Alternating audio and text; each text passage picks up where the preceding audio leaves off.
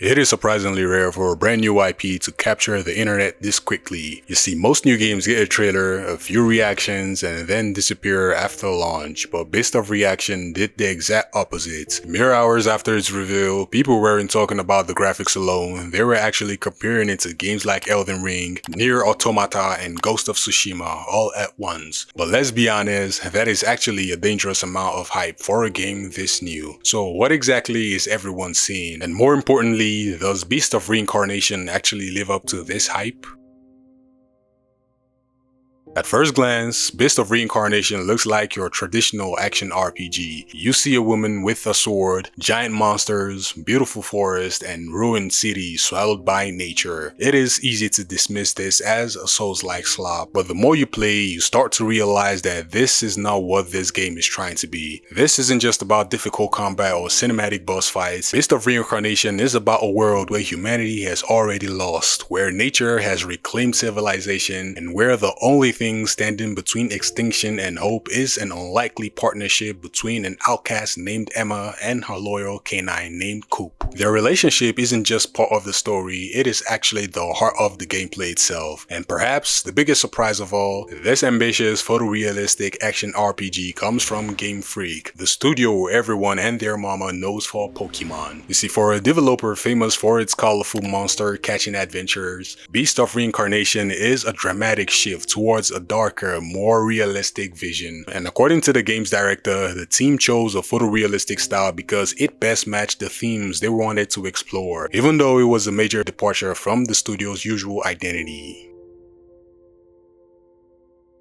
One of the biggest problems with modern gaming is that everything blurs together now. They all have the same open world, same crafting system and skill tree, so before you buy the game, you already know exactly what kind of experience you're about to have. But Beast of Reincarnation does something refreshing. It immediately creates a sense of mystery. They let the world speak for itself. Ancient forests with abandoned highways disappearing beneath vines with gigantic creatures wandering the landscape that look both beautiful and unsettling. There is an eerie calm to everything. Maybe it's just me, but the game almost seems comfortable with silence, and that's incredibly rare for an era where people's attention span is non-existent. Most games try to impress you every 5 seconds, but Beast of Reincarnation lets you absorb its atmosphere instead.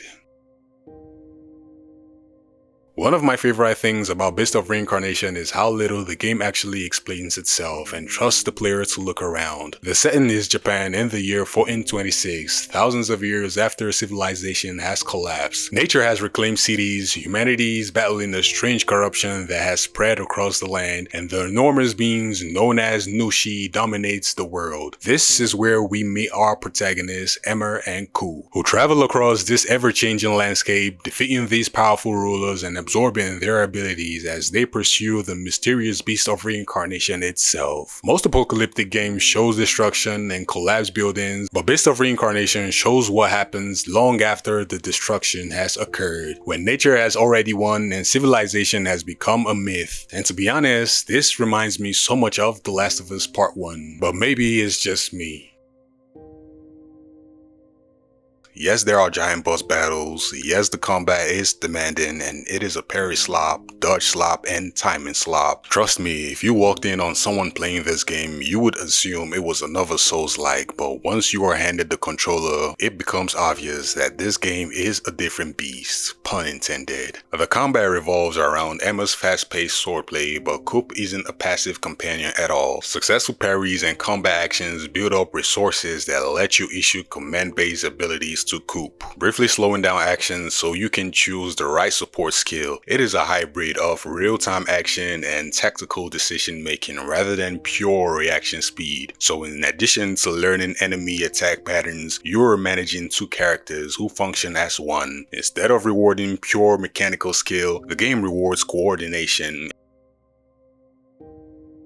If there's one thing people are overlooking, it is this. Beast of Reincarnation isn't trying to sell you on combat, it is actually trying to sell you on a journey. And there is a big difference. When most action RPG market themselves, they lead with the biggest explosions, the flashiest attacks, or the most intimidating bosses imaginable. Every trailer is designed to make you scared of that boss battle, but when you play Beast of Reincarnation, something else stands out. Between the battles, Emma makes her way through many abandoned forests, mountains stretch endlessly, add that with Koo running ahead before stopping to take a look back at his companion. These moments add some sort of emotional weight to it. It tells you that this isn't just a game about defeating monsters, it's about surviving in a world that no longer belongs to humanity. And this slower pace is exactly what gives the action its weight. Because if every second is explosive like a Mr. Beast video, eventually nothing feels exciting anymore. The quiet moments play a major role in making the louder ones matter.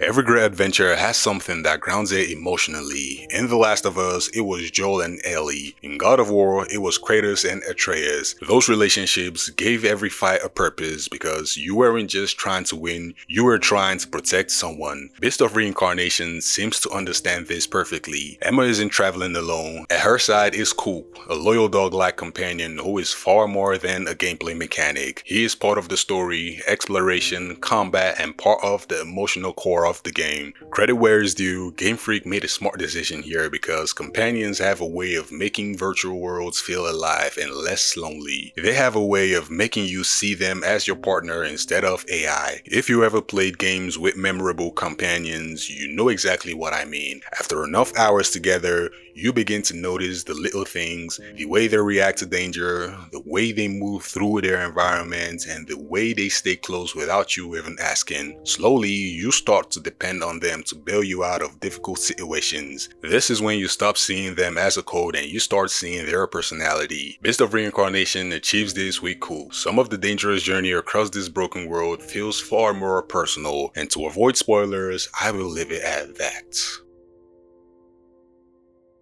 One thing I noticed immediately, and you will notice too, is how much verticality the environments seem to have. You aren't simply just walking across flat plains, you climb cliffs, move through dense forests, and explore abandoned structures, finding paths that aren't immediately obvious. This matters because exploration isn't just about having a huge map, it is about curiosity. The best open world games don't constantly tell you where to go. Think about games like Elden Ring. One castle in the distance can completely change your plans, not because the game told you to go there. Beast of Reincarnation aims for that same feeling. The environment doesn't lack detail at all, and that's environmental storytelling that is on point. You do not need a character to explain what happened, the world already tells its story.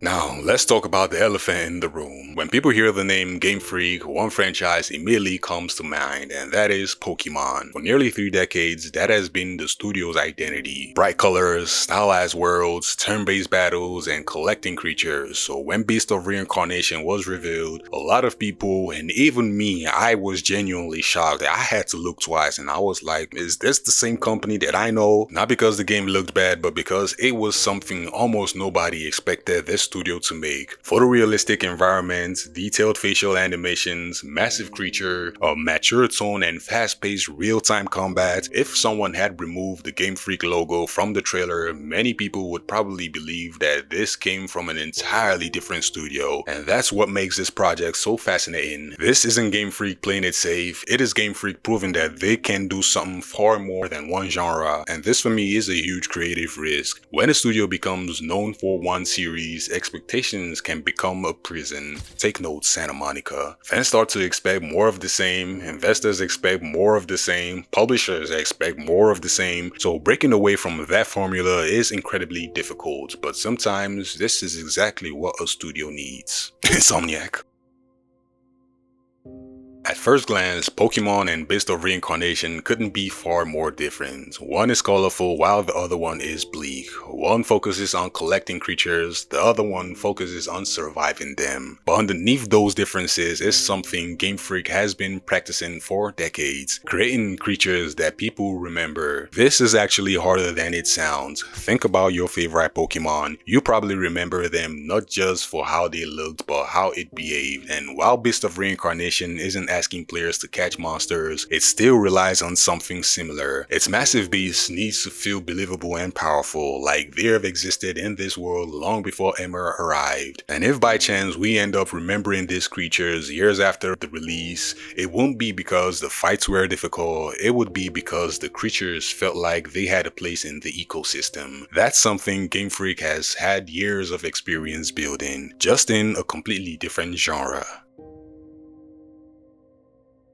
One detail I absolutely love is that the creatures don't immediately feel like video game bosses. They actually feel ancient, like forces of nature. Some tower over forests, while others seem almost fused with the landscape itself. Instead of looking evil for the sake of being evil, they look inevitable. They really look like things that simply exist, which forces you to change how you approach them. You're not storming into an arena to fight a health bar, you are confronting something that has shaped the world around it. So defeating a creature like that feels like changing the balance of the world itself. But if the world, the monsters, and the relationship between Emma and Koo are already this compelling, there is still one question left. How is the gameplay? Does it actually live up to all of this incredible atmosphere? Because no matter how beautiful a world is, if it isn't fun to play, then none of this actually matters. And this is where Beast of Reincarnation may have the biggest challenge and its biggest opportunity.